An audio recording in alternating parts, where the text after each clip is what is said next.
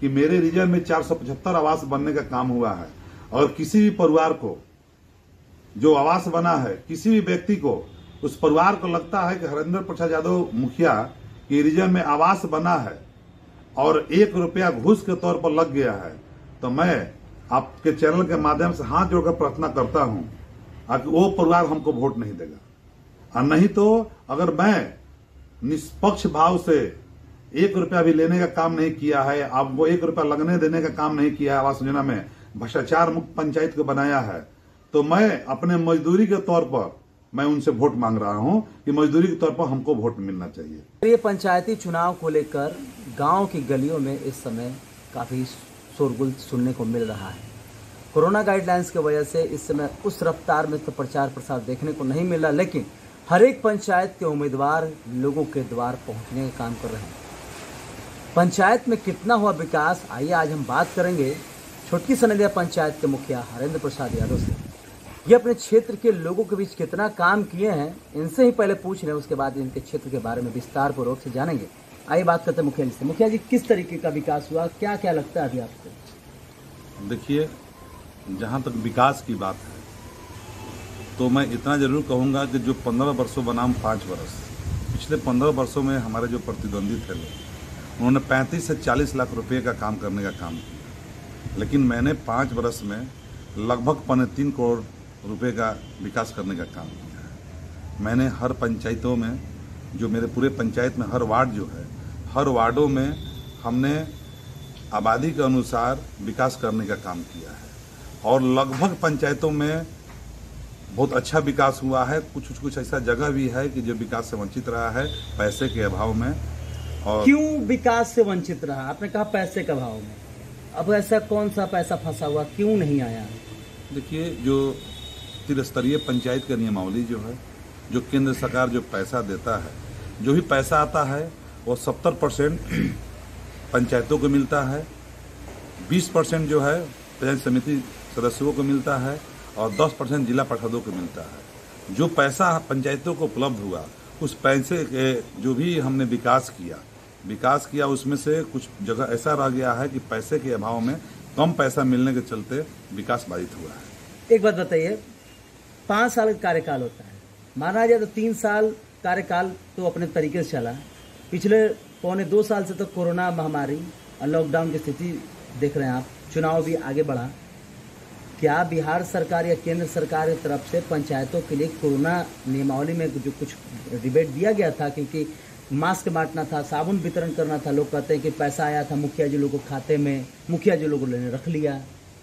देखिए, आपने अच्छा क्वेश्चन उठाया इस बात को कि चूंकि आपको बता दें कि जो भी कोरोना महामारी के दरमियान जो सरकार का निर्देश आया कि आपको मास्क बांटना है, सैनिटाइज कराना है, तो आपको बता दें कि जो भी मास्क वितरण हुआ, जो भी सैनिटाइज हुआ, जो भी इसमें पैसा लगा, वो कहीं से एक्स्ट्रा पैसा मिलने का काम नहीं हुआ। वो सरकार के द्वारा जो, लेकिन जनता तो कहती है कि मुखिया जी के तो पास पैसा आया है, इसीलिए न बोल रहे हैं कि जो भी पैसा पंचायत को जो मिला उसी में से खर्च करने के लिए बोल दिया गया और उसी में से पैसा खर्च करके हम लोगों ने कोरोना के दरमियान अच्छा खर्च पैसा कर लोगों को मास्क बांटने का काम किया, सैनिटाइज कराने का काम किया। आपके यहाँ तो बहुत ज़्यादा स्तर पर होता है, आपके सार्वजनिक स्थलों पर मनरेगा के तहत कितने लोगों को आवास बना या कुछ उस तरीके का, कितना क्या क्या हुआ? देखिए, मेरे पंचायत में अभी तक 475 आवास बनने का काम हुआ और मनरेगा के तहत आवास मिलता है, उनका मजदूरी आता है, तो क्या पहले मजदूरी मिलता था कि यह पहली बार इस तरीके से परंपरा आपने शुरू किया है? देखिए, मैंने जब मुखिया बना मैं, तो जब आवास में मजदूरी दिलाने का काम किया तो उसके पहले जितने भी लोग थे जो लाभार्थी थे, उन्होंने ये कहा कि मुखिया जी ये तो पहला बार है ऐसा मजदूरी मिल रहा है और हमको पहले नहीं मिला है। तो मैंने बोला कि देखिए, पहले क्या होता था क्या नहीं होता था, और आपके बातों से लग रहा है कि मजदूरी कहीं से मिला नहीं है।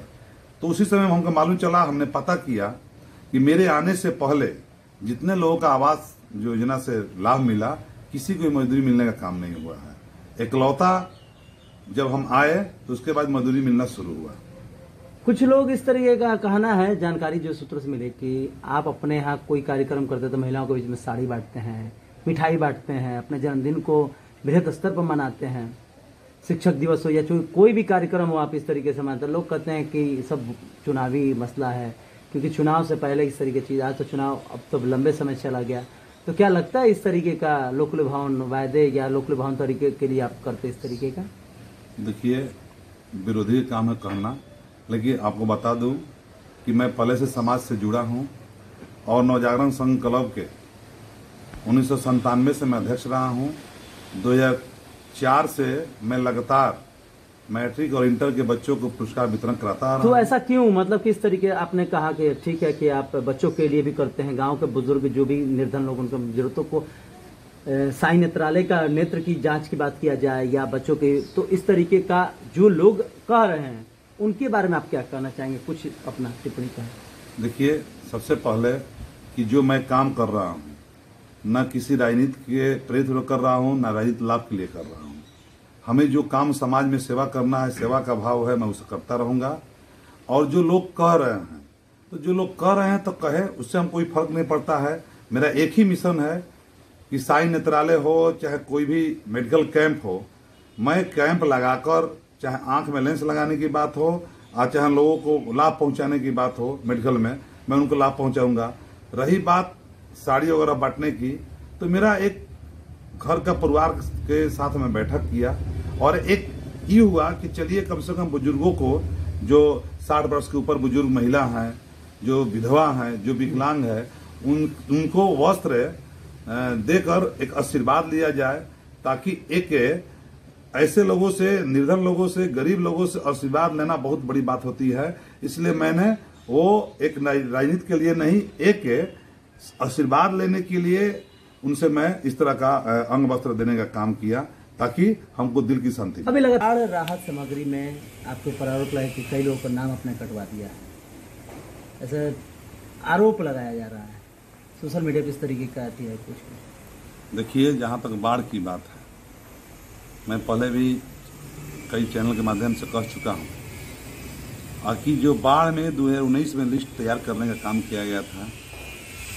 वार्ड सदस्यों के द्वारा, मुखिया के द्वारा, जो आंशिक रूप से बाढ़ आई थी, उसी लिस्ट को आज से 4-5 महीना पहले हमारे पंचायत के जो शिक्षक, जो जिनका ड्यूटी लगा प्रशासन के द्वारा, उन लोगों ने उस पर काम करने का काम किया और बहुत से अच्छे लोगों का नाम इनाम भी था, हर तरह से ठीक ठाक था लिस्ट। लेकिन जो वर्तमान में लिस्ट आया पिछले 1 महीने पहले लगभग, उस लिस्ट में और पहले के लिस्ट में और उस लिस्ट में बहुत अंतर था। यानी कि अंतर था, इतना अंतर था कि उस पर हवाला हुआ। हमने खुद माननीय एसडीओ साहब को, माननीय डीसीएलआर साहब को और अंचल कार्यालय को, सीओ साहब को लिखित शिकायत भी किया और हर तरह से उस पर काम करने का काम किया और कहा कि इस पर जांच होकर जो छूटे हुए लोग हैं, जिनका नाम इस लिस्ट से कट गया है, उनका नाम ऐड होकर काम होना चाहिए, उनको लाभ मिलना चाहिए। बाढ़ के जो तो क्या जो आरोप लगाया नाम कटवाने, तो क्या आपने नाम कटवाया है इस तरीके से? देखिए, मैंने पहले भी कहा कि इसमें जो वार्ड सदस्य की जो भूमिका थी, न मुखिया की भूमिका थी, एकमात्र शिक्षक थे। वो भी सभी शिक्षक जो अपने काम को बखूबी अंजाम देकर उन्होंने अंचल कार्यालय को देने का काम किया। और हमारी समझ से अंचल कार्यालय में प्रशासन के द्वारा कहीं ना कहीं लापरवाही है, कहीं ना कहीं उस लिस्ट को सही ढंग से चढ़ाने का काम नहीं किया गया। इसकी ये है।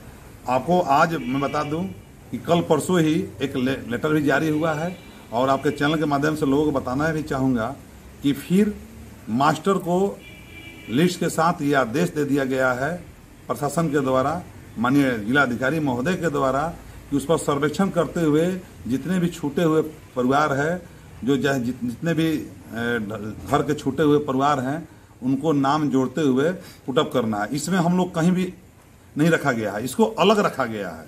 न वार्ड को इसमें रखा गया है, न मुखिया को रखा गया है, सरकारी कर्मी, शिक्षक को रखा गया है। वही सारा तैयार कर देंगे। और प्रशासन का कहना यह है कि आचार संहिता को देखते हुए इसमें मुखिया और वार्ड सदस्य को अलग रखा गया है। लगाया जा रहा है, तो ये क्यों लगाया जा रहा है इसको? देखिए, मेरे ऊपर किसी तरह का मुद्दा नहीं है, न व्यवहारिक पक्ष में खराब की मुद्दा है, न चरित्र पर मेरा कोई मुद्दा है, न ईमानदारी पर मुद्दा है, और न विकास पर मुद्दा है।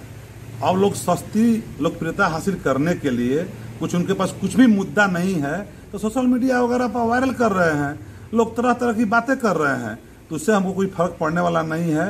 वो अपना काम करे, मेरा अपना काम करना है। हमको जनता का काम करना है, जनता के हित के लिए लड़ना है। और मैं पहले भी कह चुका, आज भी कह रहा हूँ कि छूटे हुए लोग का अगर किसी तरह से नाम जोड़ने का काम नहीं होगा तो हम निश्चित तौर पर आगे जाने का काम करेंगे। लोग आपको जानते भी हैं तो क्या रिस्पांस मिल रहा है, क्योंकि ग्रामीण माहौल में बहुत ज़्यादा ये लोकसभा विधानसभा से भी जटिल चुनाव होते जा रहा है, ये मेरा एक अपना मानना है। तो अभी फिलहाल क्या स्थिति देखने को मिला जनसंपर्क में? लोग कितना संपर्क कर पा रहे, कितना लोग आपसे संपर्क कर रहे हैं? देखिए, सबसे बड़ी बात है कि अब मैं खुद लोगों के बीच जा रहा हूं। और पहला बात कि मैं इसलिए जा रहा हूं कि मैंने जो 475 आवास बनाया है मैं उनसे मिल रहा हूं। मैंने अपना पेंशन जो 400 लगभग बनाया है उन लोगों से मिल रहा हूं। अब पहले मिलने के बाद मैं यही पूछ रहा हूं कि आपका जो लाभ मिलने वाला था मिला कि नहीं मिला। सारे लोग संतुष्ट हो रहे हैं। और एक मैंने अभियान छेड़ रखा है कि ताकि लोग अपना मान सम्मान के साथ ये अपना बेहतर जो है सोचे समझे। और मैंने ऐलान भी कर रखा है आपके चैनल के माध्यम से। मैं एक जरूर बात कहना चाहूंगा, और चुनाव में मुद्दा लेकर मैं गया हूं। मेरा मुद्दा है विकास का, मेरा बड़ा मुद्दा है विकास का कि जो भी बच्चे खुचे जो ये है आने वाला दिन में मैं जब चुनाव जीत कर आऊंगा तो उसको मैं त्वरित काम करते हुए उसका काम करूंगा। साथ ही लोगों से मैं अपील कर रहा हूं, आपके चैनल के माध्यम से भी अपील कर रहा हूं कि जिंदगी में मैंने अगर जो सीखा है समझा है बड़े अपने गार्जियन से बुजुर्गों से, तो बेहतर मान सम्मान देने के लिए। इसलिए मैं लोगों से ये बार बार कह रहा हूं कि 4 बात सोचकर ही लोगों को आप वोट दीजिए। पहला, कि जिसका व्यवहारिक पक्ष मजबूत हो। दूसरा, जिसका चरित्र अच्छा हो। यानी चरित्र में आपका जो प्रतिनिधि चुनने जा रहे हैं कहीं वो तो जुआड़ी तो नहीं है, कहीं वो तो शराबी तो नहीं है, कहीं तो चरित्रहीन तो नहीं है। ऐसे लोगों को अवॉइड कीजिए। कहने का मतलब ये है कि अगर उस तरह के लोग रहेंगे तो आप अपने खुद समझ सकते हैं कि आपकी समस्या क्या होती होगी, क्या होती रही है और क्या होगी। तीसरी बात, ईमानदारी। मैंने ईमानदारी इसलिए कहा है कि बहुत से पहले हम देखे हैं, लोग से सुनने को मिलता है कि प्रत्येक माह में जो हमसे पहले के जो लोग थे कि प्रत्येक महीना में राशन नहीं मिलता था, 1 महीना बढ़ता था 1 महीना मिलता था, लोगों को कहना है। लेकिन मैं आपके चैनल के माध्यम से ये जरूर कहता हूं कि अगर मेरे रीजन में हर महीना राशन अगर वितरण नहीं हुआ है और सही ढंग से राशन नहीं मिलने का काम हुआ है तो मुझे वोट देने की जरूरत नहीं है। अगर मेरे रीजन में कहीं भी आपको लगता है कि मुखिया हरेंद्र प्रसाद यादव के आने के बाद हर माह में राशन मिला है, जो 307 लोग का राशन घोटाला हो रहा था 122 क्विंटल का, हमने उजागर करने का काम किया। उन लोगों को अगर नहीं जो मिला था 2013 से 2016 में मिलने का शुरू हुआ, ऐसे लोगों को मिलना शुरू हुआ, तो मैं लोगों से अपील करता हूं कि ऐसे लोगों को चिन्हित कीजिए और बचिए। आप ईमानदारी का पार्टी है। तो दूसरी बात उसमें कि ऐसे भी बहुत से प्रतिनिधि होते हैं कि मुखिया बन गए और आवास योजना में खुद पहले क्या होता था मैं उस पर कमेंट्स नहीं करूंगा, सारे लोग जानते हैं। आखिर भ्रष्टाचार था कि नहीं, पैसा लेकर बनता था कि नहीं, उन लोगों को पहले मनरेगा के तहत जो बना है उनको मजदूरी मिलता था कि नहीं, वो लोग जाने। लेकिन मैं अपने कार्यकाल में, यानी आप अपने कार्यकाल से संतुष्ट हैं, लोग आपके संतुष्ट हैं? जी, तो संतुष्टि यही तो बोल रहे हैं ना कि मेरी बात को सुनकर मैंने लोगों के बीच में बात को रखा। तो यानी जनता इस बार आपको आशीर्वाद देगा अपने क्षेत्र में? एकदम बिल्कुल। चूंकि जो मैंने जो काम किया है और मैंने इस बात को रखा है कि मेरे रीजन में 475 आवास बनने का काम हुआ है, और किसी भी परिवार को जो आवास बना है, किसी भी व्यक्ति को, उस परिवार को लगता है कि हरेंद्र प्रसाद यादव मुखिया के रीजन में आवास बना है और 1 रुपया घूस के तौर पर लग गया है, तो मैं आपके चैनल के माध्यम से हाथ जोड़कर प्रार्थना करता हूं कि वो परिवार हमको वोट नहीं देगा। और नहीं तो अगर मैं निष्पक्ष भाव से 1 रुपया भी लेने का काम नहीं किया है, आपको 1 रुपया लगने देने का काम नहीं किया है आवास योजना में, भ्रष्टाचार मुक्त पंचायत को बनाया है, तो मैं अपने मजदूरी के तौर पर मैं उनसे वोट मांग रहा हूं कि मजदूरी के तौर पर हमको वोट मिलना चाहिए।